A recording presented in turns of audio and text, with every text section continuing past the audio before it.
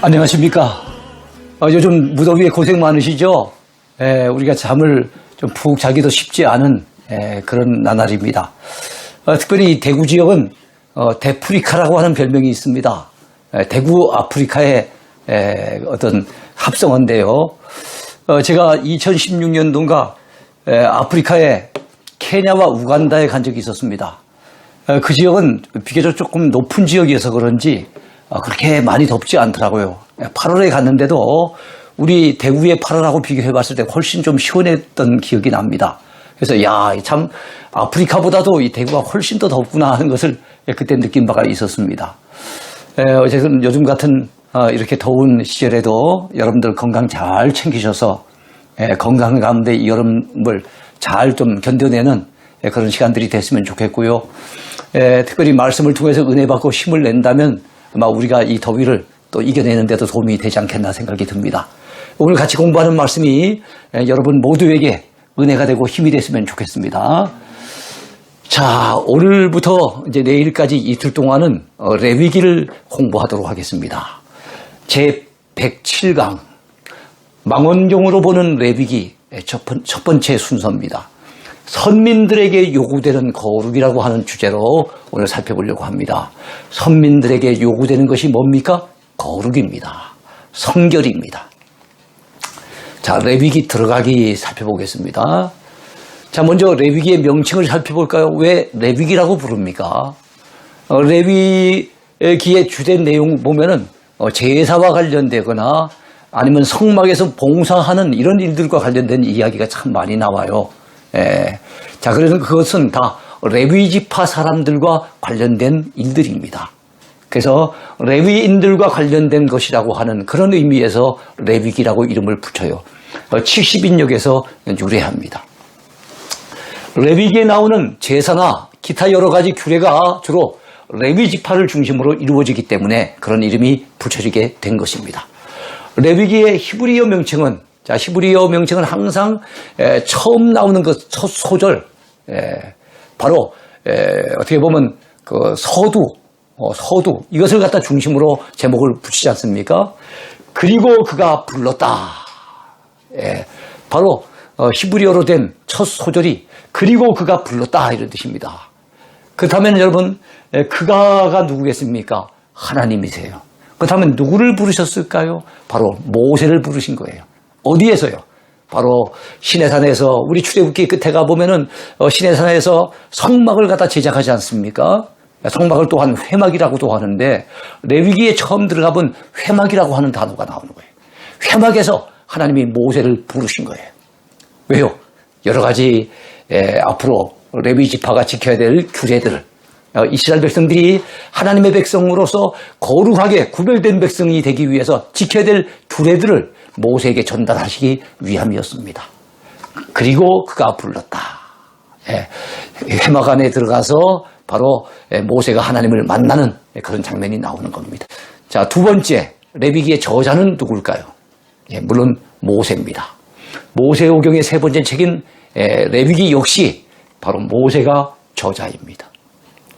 그래서 창세기, 출애굽기, 레위기, 민수기, 신명기까지를 모세오경 그렇게 얘기를 합니다. 모세가 쓴 5개의 경전이란 말이겠죠. 자, 이스라엘 백성들이 시내산에 약 몇 개월간 머물게 됩니까? 10개월간. 자, 애굽에서 출발해서 시내산까지 오는 동안엔 2개월. 거기서 시내산에서 머문 기간은 10개월 정도가 됩니다. 자, 그 당시에 하나님께서 회막 안에서, 달리 말하면 성막 안에서 모세를 부르시고 이 레위기의 규례를 기록하게 하셨습니다. 자, 세 번째 주제입니다. 주제. 자, 레위기의 주제에서 빠뜨릴 수 없는 게 거룩입니다. 거룩을 한자로 쓴다면 성결이라고 얘기할 수 있겠죠. 선민들에게 요구되는 성결이 레위기의 주제예요. 자, 이스라엘 백성들, 히브리 민족 하나님께서 선택하셨어요. 그 선민들을 애굽 땅 종되었던 집에서 기적 같은 역사로 이끌어내셨어요. 그러면서 바로 너희들이 이젠 나의 백성이 됐기 때문에 너희들은 이렇게 살아라라고 하나님께서 분명히 선민들에게 요구하시는 어떤 삶의 주제가 있는데 가장 중요한 주제가 무엇입니까? 거룩이라는 겁니다. 세상과 구별된 모습, 성결하게 살라고 하는 그런 말씀을 하나님께서 모세를 통해서 주셨는데 그 주된 내용이 바로 레위기에 잘 수록되어 있습니다. 자, 이스라엘이 이제는 애굽 땅 바로의 백성이 아니에요. 바로의 노예가 아닙니다. 이제는 하나님과 언약을 맺었어요. 바로 히브리 언약을 맺었습니다. 시내산에서 맺었기 때문에 시내산 언약을 또 맺었다고 이렇게 얘기도 하죠. 자, 이 언약을 맺었기 때문에 이제는 하나님의 선민이 됐어요. 선택받은 백성이 된 겁니다. 이제는 세상 사람들과 구별된 모습이 그들에게 요구된 거예요.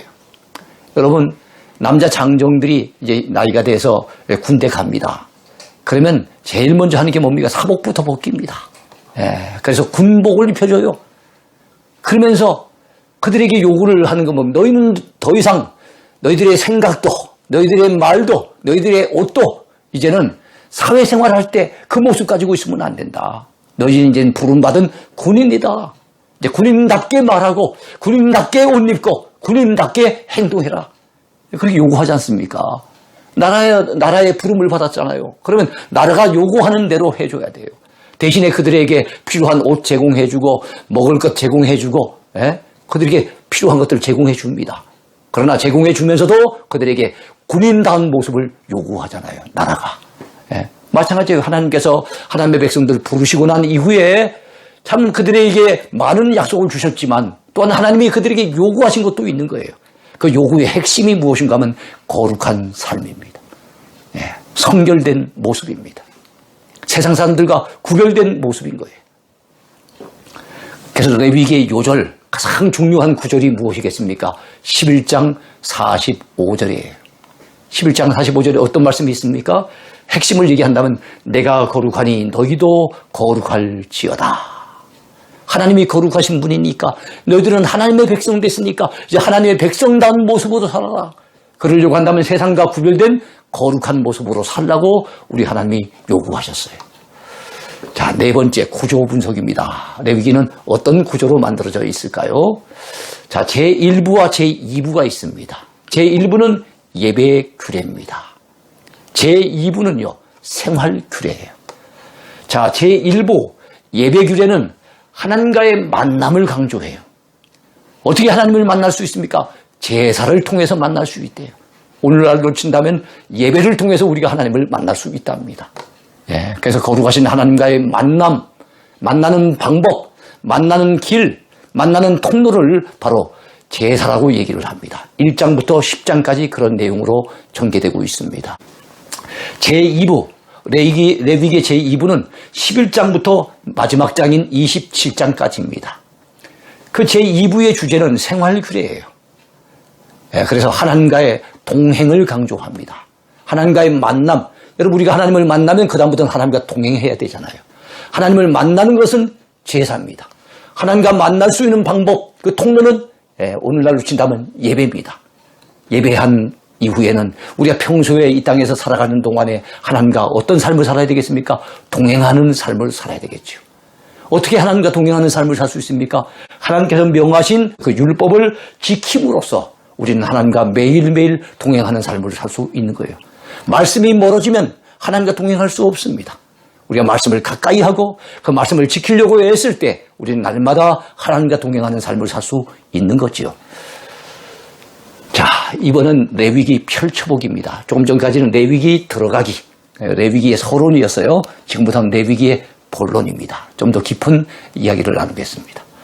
첫 번째, 선민들이 거룩해야 될 이유가 무엇일까요? 왜 선민들은 거룩해야 됩니까? 자, 우리가 믿는 하나님이 거룩하신 분이므로 우리도 거룩해야 한다는 거예요. 하나님이 거룩하니까 하나님의 자녀된 우리, 하나님의 백성된 우리는 하나님을 닮아야 되잖아요. 그래서 거룩해야 되는 거예요. 레위기 11장 44절에서 45절까지에서 보면 거기에 나타나는 하나님의 속성은 거룩하신 분이에요. 하나님의 성품, 하나님의 속성을 얘기할 때 하나님은 전능하신 분, 전지하신 분, 하나님은 불변하신 분, 하나님은 영원하신 분, 그죠? 하나님은 사랑이 많으신 분, 하나님은 공의로우신 분, 하나님의 속성이 참 많습니다. 그 가운데 빠뜨릴 수 없는 것이 하나님은 거룩하신 분이라는 겁니다. 나는 여호와 너희의 하나님이라. 내가 거룩하니 너희도 몸을 구별하여 거룩하게 하고. 땅에 있는 길짐승으로 말미암아 스스로 더럽히지 말라. 나는 너희의 하나님이 되려고 너희를 애굽 땅에서 인도하여 낸 여호와라. 내가 거룩하니 너희도 거룩할지어다. 이게 레위기의 바로 핵심 구절인 거예요. 자, 하나님께서 만민 중에서 우리를 여러분 구별하셨지요. 구별하셨어요. 그래서 우리는 거룩해야 됩니다. 거룩하다는 것은 불신자들과 구별된 모습으로 산다는 거예요. 불신자와 똑같은 생각을 가지고 똑같은 가치관을 가지고 똑같이 욕심을 부리면서 똑같이 세속적인 것만 추구하면서 똑같이 그런 모습으로 산다면 그건 거룩한 모습은 아니죠. 오히려 하나님의 이름을 욕되게 하는 겁니다. 그래서 우리는 하나님의 백성이잖아요. 불신자들이 우리를 믿는 사람으로 보잖아요. 하나님의 자녀, 하나님의 백성으로 보잖아요. 크리스찬으로 보잖아요. 그렇다면 그들에게 여러분 그런 모습으로 비춰져야만 하나님께도 영광이 되고 그들에게도 복음 전도의 문도 열리게 되는 겁니다. 그들과 똑같은 방식으로 아니면 그들보다 더 욕심을 부리고 그들보다 더 이기적으로 그렇게 살아간다면 우리가 어떻게 하나님 앞에 부름받은 선민이라고 감히 얘기할 수가 있겠습니까? 레위기 20장 26절에 보면 너희는 나에게 거룩할지어다. 이는 나 여호와가 거룩하고 내가 또 너희를 나의 소유로 삼으려고 너희를 만민 중에서 구별하였음이니라. 그렇게 말씀하고 있습니다. 거룩한 백성이 되는 것이 우리의 정체성이에요. 우리라고 하는 정체, 하나님의 백성, 크리스찬, 기독교 신자, 우리의 정체성이 어떠해야 됩니까? 뭐 여러 가지 다양한 것이 있겠지만 가장 중요한 것은 우리는 거룩한 모습의 사람들이 돼야 된다는 겁니다. 세상과는 구별된 모습의 사람들이 돼야 한다는 거예요. 온 국민이 잠자고 있는 한밤중에도 깨어서 전방 철책선을 지키는 사람들이 있죠. 군인들입니다. 그것이 군인의 모습이 아니겠습니까? 남들은 다 잠들어 있어도 밤에 깨어서 전방 철책선을 지키는 거예요. 지금 우리가 5천만이 넘습니다. 그러나 제가 군대 생활만 할 때만 하더라도 우리나라 그저 인구가 한 3천만쯤 됐어요. 그래서 우리는 3천만의 불침번이라고 하는 이런 자긍심을 가지고 군대에서 근무했던 기억이 납니다. 남들은 다 잠들어 있는데도 우리는 잠들지 않고 깨어있는 사람. 마찬가지로 온 세상이 다 죄악으로 물들어가고 영적으로 잠들어 있어도 그들과는 구별된 거룩한 삶을 사는 것이 성도의 참된 정체성이 되는 거예요. 그죠? 남들이 다 범죄하고 타락의 길 간다 해서 남들이 다 영적으로 잠들었다 해서 우리도 똑같이 그리 된다면 안 되지요. 홍수가 막 휩쓸려 내려갈 때도 죽은 물고기는 다 떠내려가 버리지만 살아있는 생명력이 넘치는 물고기는 위로 치고 올라가지 않습니까? 그래서 우리는 세상 물결에 세상 탕류에 그저 휩쓸려 내려가는 인생이 아니라 그것을 치고 올라갈 수 있는 그런 저와 여러분이 돼야 될 것입니다. 이미 출애굽기 19장 5절에 나와 있는 것처럼 출애굽기 19장 5절이 히브리 언약, 바로 시내산 언약이라고 하는 겁니다. 거기에 나와 있는 것 가운데 하나가 뭡니까? 하나님께서는 바로 이 히브리 언약, 시내산 언약을 통해서 이스라엘 백성들이 거룩한 백성이 되리라 그랬어요. 나의 소유가 되고 그 다음에 무엇이 된다고요? 제사장 나라가 되고 거룩한 백성이 되게 하리라 그랬잖아요. 우리 하나님은 하나님이 택한 선민들이 거룩한 백성이 되기를 원하세요. 그렇게 되기를 꿈꾸시고 기대하세요. 이미 출애굽기 19장 5절에 나와 있는 것처럼 하나님께서는 시내산 언약을 통하여 이스라엘 백성들이 거룩한 백성이 되리라고 분명히 말씀하셨습니다. 그것이 하나님께서 정해주신 이스라엘의 정체성이었던 거예요. 여러분, 우린 영적인 이스라엘에 일컬어지는 사람들 아닙니까? 오늘 우리의 정체성도 마찬가지예요. 거룩한 백성이 돼야 됩니다. 자, 두 번째입니다. 선민들이 거룩하게 구별해야 될 일들이 있어요. 자, 우리가 거룩한 모습을 가지려고 한다면 우리의 삶이 거룩해져야 되잖아요. 그 다음 우리 삶 속에서 구별해야 될 일들이 있는데 어떤 것을 구별하며 살아야 될 것인지를 살펴보는 겁니다. 여러분, 정한 짐승과 부정한 짐승을 가려 먹으라고 하나님이 말씀하셨어요. 음식을 먹더라도 선민들은 선민답게 먹으라는 겁니다. 안 믿는 불신자들은 이것저것 가리지 않고 다 먹지만 선민들은 먹을 수 있는 정한 음식이 있고 깨끗한 음식이라는 거죠. 깨끗한 음식이 있고 먹어서는 안 되는 부정한 음식이 있다는 거예요. 특별히 짐승들을 얘기할 때 정한 짐승이 있고 부정한 짐승이 있다는 겁니다. 하나님께서 이러한 규례를 말씀하신 이유가 무엇이겠습니까? 그것은 이스라엘 백성들이 음식 하나를 먹으면서도 간직하고 있어야 될 의식이 있다는 것을 강조하기 위함입니다. 그것은 무엇입니까? 우리는 하나님이 택하신 거룩한 백성이야. 음식을 먹더라도 하나님이 말씀하신 것, 하나님이 지명하신 것, 하나님이 허락하신 것, 그거 먹어야 돼. 이런 의식을 가지고 있어야 된다는 거예요. 그 다음 두 번째는 해산 후에 정결 예식을 행하라고 하셨습니다. 그러니까 아이를 놓더라도 불신자와는 다르게 아이를 낳고 난 다음에 그저 우리가 일반적으로 집에서 몸 푸는 것으로 끝난 것이 아니라 몸을 풀 때도 지켜야 될 정결 예식이 있다는 것을 말씀하고 있어요. 아들을 낳을 때는 어떻게 하고 딸을 낳을 때는 어떻게 하고 이런 내용들이 바로 12장에 나와 있습니다. 특별히 나병이 든 사람이 있어요. 나병이 든 사람도 진영 밖으로 내보내라고 하셨어요. 13장부터 14장까지 그런 내용이 나오거든요. 나병이 들었을 때 나병은 어떻게 보면 거룩을 상실해버린 겁니다. 거룩한 것이 일종의 때가 묻어버린 거예요. 그랬을 때 그 거룩한 백성으로서의 어떤 모습을 잃어버렸기 때문에 완전히 회복될 때까지는 일반 백성들이 살고 있는 그 진영에 놔두면 안 되고 진영 밖으로 내보내라고 하신 거예요. 유출병으로 부정한 사람 역시도 정결함을 반드시 받아야 될 것을 말씀하고 있어요. 이게 15장입니다. 그러니까 적어도 너희들은 하나님의 백성이니까 선민들이니까 음식을 먹을 때도 가려서 먹어야 되고 아이를 낳고 난 이후에도 너희들이 정결 예식을 거쳐야 되고 나병 같은 병이 들었더라도 그 사람들은 좀 진영 밖으로 보내가지고 구별시켜야 되고 유출병이 있더라도 반드시 그건 유출병이 들었다는 부정한 사람이 된 것이니까 반드시 정결함을 받으라고 말씀하는 거예요. 또 그들은 1년에 1차 거국적으로 뭘 지켜야 됐습니까? 속죄일을 지키라고 말씀했어요. 7월 10일 날 지난 1년 동안 지은 모든 죄를 다 속죄받도록. 왜냐하면 거룩한 백성이니까 죄를 그대로 가지고 살면 안 되잖아요. 혹시 아직까지 회개치 않은 죄가 있을지라도 지난 1년 동안에 지었던 모든 죄를 이제는 모든 백성이 다 용서받고 이제는 거룩한 백성답게 새 출발하도록 하기 위해서 하나님은 속죄일을 지키라고 하셨습니다. 그때는 반드시 금식을 해야 됐어요.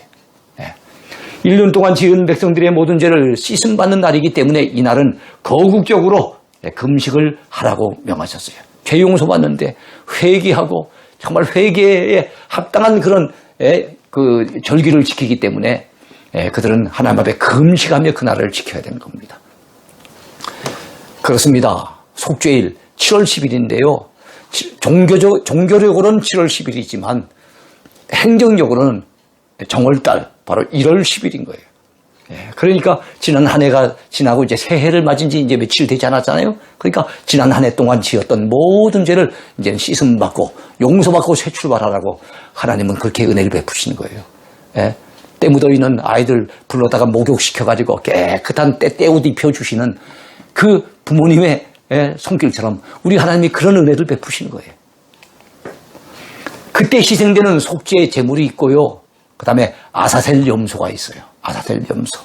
속죄 제물도 염소인데요. 염소 2마리를 구별해가지고 한 마리는 속죄 제물로 하나님 앞에 제사를 드리고 이 아사셀 염소는 그 당시에 백성들의 죄를 다 짊어지고 광야에 나가서 결국에는 짐승들에 의해서 희생을 당하도록 나가기 전에 제사장이 백성들의 모든 죄를 바로 아사셀 염소 위에 안수해가지고 다 전가시킵니다. 다 전가시켜서 이 아사셀 염소는 백성들의 죄를 짊어지고 다 짊어지고 바로 광야에 나가서 희생을 당하는 거예요. 그런데 십자가에서 희생하신 예수 그리스도를 예표하는 것입니다. 우리 주님은 세상의 모든 죄짐을 다 짊어지시고 바로 골고다 산상에 오르셨잖아요. 피는 생명 자체이므로 피를 먹지 말라. 음식을 먹을 때 피채 먹지 말라고 말씀합니다. 왜냐하면 피에는 바로 생명이 있기 때문에, 피가 그 생명 자체가 되기 때문에 그런 말씀이 17장에 나와요. 지금 우리가 공부하는 것은 적어도 거룩한 백성이기 때문에 지켜야 될, 다른 불신자와는 다르게 구별해야 될 일들을 얘기하는 거예요. 다른 불신자들은 음식을 갖다 먹을 때, 막 짐승 먹을 때 그 짐승 고기를 피채 막 먹는 거예요. 우리 대구 사람들도 소피국이라고 하는 걸 먹잖아요. 선지국이라 해서. 성경적으로 얘기하면 그거 안 맞는 거예요. 바로 피는 생명 자체가 되는데 그 생명되는 것을 먹으면 안 된다. 그만큼 생명을 소중히 여기라고 하는 그런 의미가 담겼겠지요. 자, 육체의 생명은 피에 있습니다. 내가 이 피를 너희에게 주어 제단에 뿌려 너희의 생명을 위하여 속죄하게 하였나니, 생명이 피에 있으므로, 그 다음에 피가 죄를 속하느니라. 레위기 17장에 있는 이 말씀이 히브리서에 또 그대로 인용이 되지 않습니까? 자, 부도덕한 성풍속을 따르지 말라고 하셨어요. 이스라엘 백성들은 선민들입니다. 거룩한 백성, 성민들이기도 합니다. 택함받은 선민들이기도 하고 거룩한 백성, 성민들이기도 해요. 그들은 믿지 아니하는 불신자들과 구별되어야 될 백성들이었어요. 지금까지 구별되어야 될, 삶 속에서 구별해야 될 것들을 많이 얘기했습니다만 그 가운데 또 빠뜨릴 수 없는 게 부도덕한 성풍속을 따르지 말라는 거예요. 불신자들은, 다른 또 이방 종교를 가진 자들은 그런 풍속을 많이 따르고 거기에 빠져 살지만 너희들만은, 하나님의 백성들인 너희들만은 그렇게 되면 안 된다고 그렇게 하나님이 말씀하시는 겁니다. 근신상간, 이거 죄라는 거예요. 그것을 비롯해서 각종 가증스러운 성적인 범죄를 저지르지 말라고 하나님은 분명히 말씀하셨어요. 이러한 성적인 범죄는 당시에 우상숭배와도 아주 밀접한 관련이 있습니다. 우상을 섬기기 위해서 우상의 전을 찾는데 바로 우상전을 갖다 지키는 그 제사장들이 또한 창기의 역할을 갖다가 감당하기도 하는 이런 자들이 또 많이 있었어요.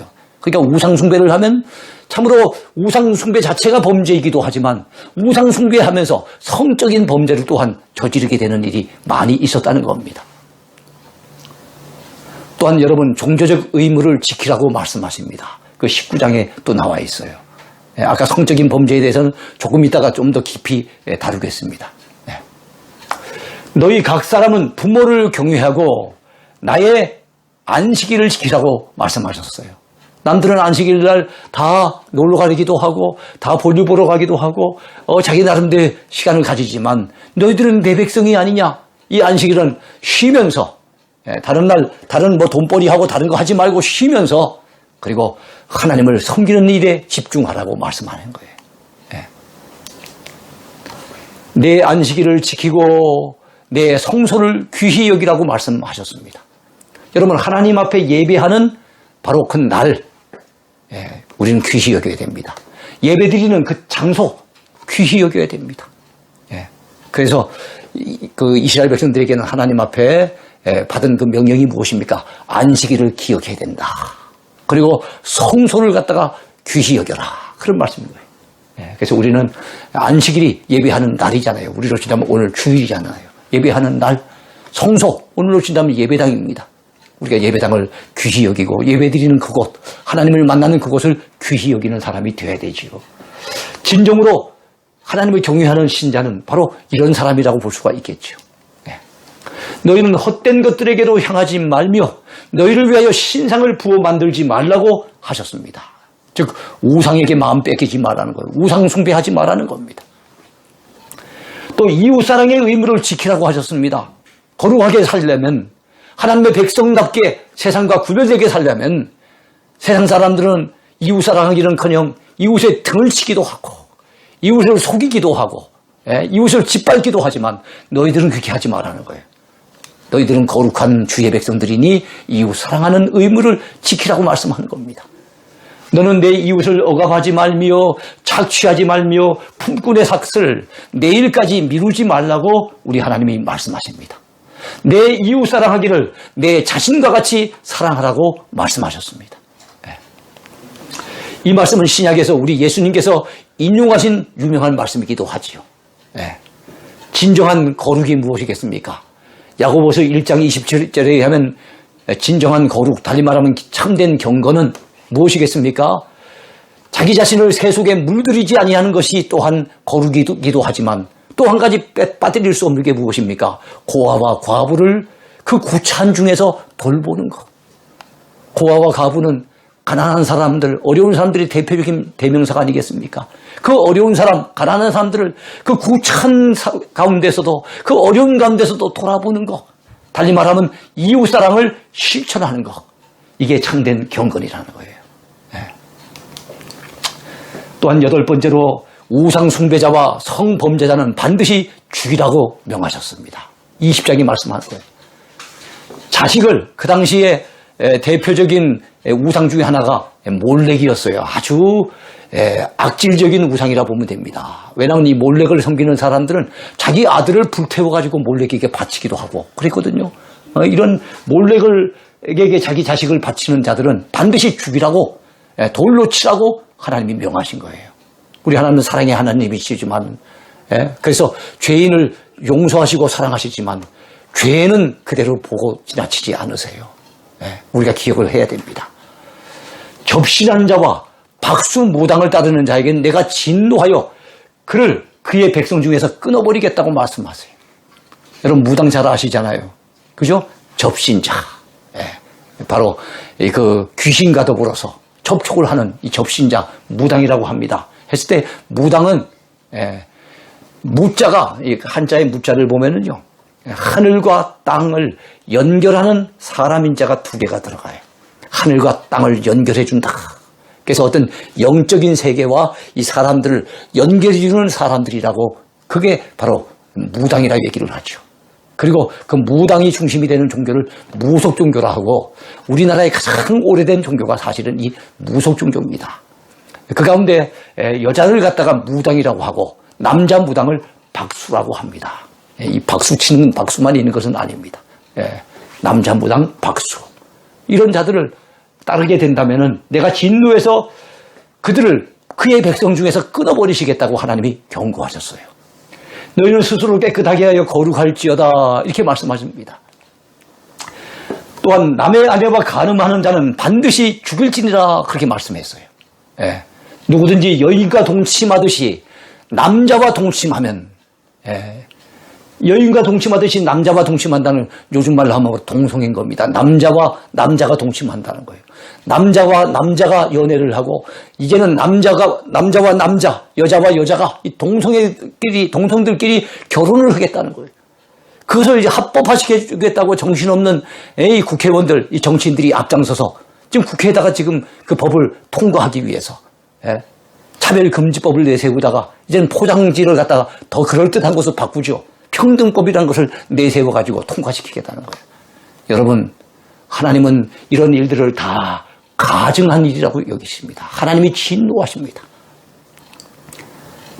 소돔 고모라가 멸망당한 것이 동성애 범죄 때문이에요. 그래서 소돔이라고 하는 말은 바로 이 동성연애를 얘기하거든요. 바로 왜 소돔이라고 하겠습니까? 소돔으로부터 나왔다는 거예요. 제가 아까도 말씀드렸지만 우리 하나님은 죄인을 불쌍히 여기시고 사랑하세요. 그러나 죄는 미워하십니다. 그러므로 여러분, 우리가 사람을 차별하면 안 됩니다. 사람을 혐오해서는 안 됩니다. 그러나 그 사람이 행한 죄악된 행위, 그것은 혐오해야 되고 때로는 그것에 대해서는 가차없이 비판을 해야 되는 겁니다. 근데 무슨 동성애가 대단한 일을 한 것처럼 동성애를 갖다 합법화시켜주고 그것을 비판하거나 거기에 대해서 어떤 잘못된 생각을 가진 사람들을 오히려 법적으로 갖다 제재한다는 게 이게 말이 되는 겁니까? 소수의 동성애자들, 소수의 어떤 그런 잘못된 길을 걷는 사람들을 위해 가지고 다수 국민을 갖다가 오히려 역차별시켜버리는 이런 법이 지금 제정되려고 하고 있으니 이거는 동성애 독재법이라 해도 과언이 아닌 거예요. 하나님께서는 그들이 범한 자기의 죄가 자기에게로 돌아가리라고 하셨습니다. 또한 여러분, 하나님의 백성들이기 때문에, 거룩한 백성들이기 때문에 그들이 지켜야 될 것이 있었는데 안식년과 희년을 지키라고 우리 하나님이 말씀하셨어요. 자, 여러분, 7째 해, 이게 안식년이죠. 7째 해에는 그 땅이 쉬어 안식하게 할지니 여호와께 대한 안식이라. 너는 그 밭에 파종하거나 포도원을 가꾸지 말며 너희들이 쉬어주는 것처럼 너희들이 안식일마다 쉬는 것처럼 적어도 7년에 한 번씩은 7년째가 되는 해는 너희들이 그 붙여서 갈고 있는 그 땅, 밭 그것도 쉬게 하라는 거예요. 근데 여러분 땅을 계속 경작을 하면은요 그 토질이 굉장히 나빠진답니다. 이렇게 몇 년에 한 번씩 쉬어줌으로써 그 토지가 다시 회복되어지고 그 다음에 아주 참 풍요로운 땅이 될 수 있다는 거. 참으로 하나님의 말씀대로 하면은요 그게 진짜 우리한테 도움이 많이 되는 거예요. 아까 먹지 말라고 하나님이 명하신 음식들요. 제가 오늘 시간 관계상 구체적인 걸 말씀을 안 드렸지만 그런 레위기에 나와 있는 음식들을 정말 하나님이 말씀하신 대로 그대로 하면은요 우리 건강에 엄청 도움이 된답니다. 너희는 50년째 되는 해를 거룩하게 하여 그 땅에 있는 모든 주민을 위하여 자유를 공포하라. 이 해는 너희에게 희년이 되리니. 자, 희년. 50년이 되면 희년을 맞았다고 기쁨의 해인 거예요. 그때는 축제를 벌이고 그 한 해는 쉬면서 선한 일도 많이 하면서 특별히 그 선한 일 가운데는 무엇입니까? 이방인들 가운데 와서 오랫동안 종살이한 사람들이 있어요. 희년을 맞았을 때는 어떻게 됩니까? 그 종들을 갖다가 자유케 해주는 거예요. 그 종들을 이제는 더 이상 노예로 종으로 삼지 말고 자유케 해주는 거예요. 이거를 희년이라고 얘기를 합니다. 너희는 각각 자기의 소유지로 돌아가며 각각 자기의 가족에게로 돌아갈지며 그 종살이하던 사람들 붙들려서 일만 하던 사람들이 이제는 자기 소유지로 자기 가족에게로 돌아가도록 풀어주라는 겁니다. 그 50년째 해는 너희의 희년이니 너희는 파종하지 말며 스스로 난 것을 거두지 말며 가꾸지 아니하는 포도를 거두지 말라. 여러분 그 희년에 농사 짓고 어떻게 삽니까? 하나님께서 그 전에 충분하게 필요한 것들을 다 채워주시고 또 희년 지나면 그 다음에 또 필요한 것들을 넉넉하게 주실 것이기 때문에 그 말씀대로 한번 지켜보라는 거예요. 마지막 10번째입니다. 온전한 11조를 하나님께 드리라고 레위기의 마지막 장인 27장에서 말씀하고 있습니다. 그 땅의 10분의 1, 곧 그 땅의 곡식이 난 나무의 열매 10분의 1은 여호와의 것이라는 겁니다. 여호와의 성물이라고 구별을 하셨습니다. 성물, 거룩한 물질, 구별된 물질. 이것은 내 것이 아니고 하나님께 드리기로 구별된 물질이기 때문에 성물인 거예요.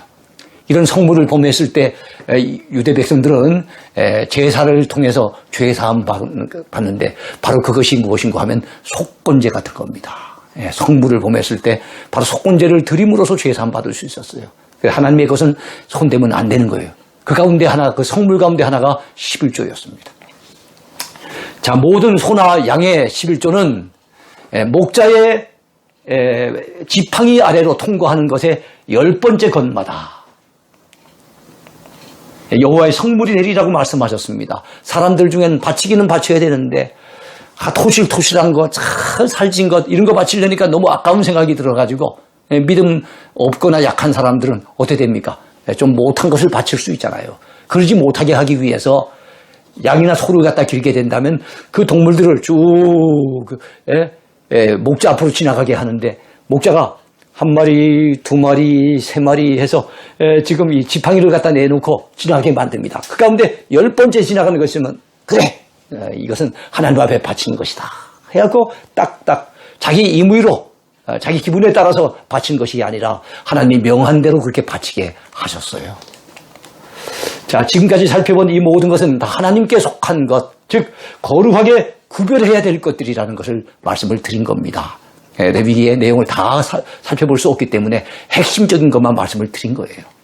그러므로 하나님을 믿고 섬기는 선민들이라고 한다면 선민, 택함받은 선민이기도 하고 구별된 성민, 거룩한 백성 성민들이기도 하죠. 성민들이라면 그렇게 하는 것이 마땅한 뭐겠습니까?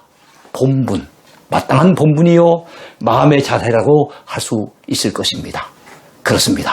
우리는 이스라엘 백성들처럼 하나님 앞에 택함받은 선민들이고 세상과 구별된 거룩한 백성 성민들입니다. 우리 모두가 정말로 세상과 구별된 하나님이 기뻐하실 만한 그런 선민다운 모습으로 살아야 되지 않겠습니까? 레위기의 말씀은 그 시대 이스라엘 백성들에게만 필요한 말씀이 아니라 오늘을 살아가는 우리에게 꼭 필요한 말씀이에요. 정말 세상에 떼묻기 쉬운 우리들이 정말 세상의 가치관을 따라가지 아니하고 세속에 물들지 아니하고 거룩한 백성들에게 답게 살아가려고 한다면 우리가 레위기의 말씀에 귀를 기울여야 될 줄로 믿습니다. 오늘 강의 여기까지입니다. 감사합니다.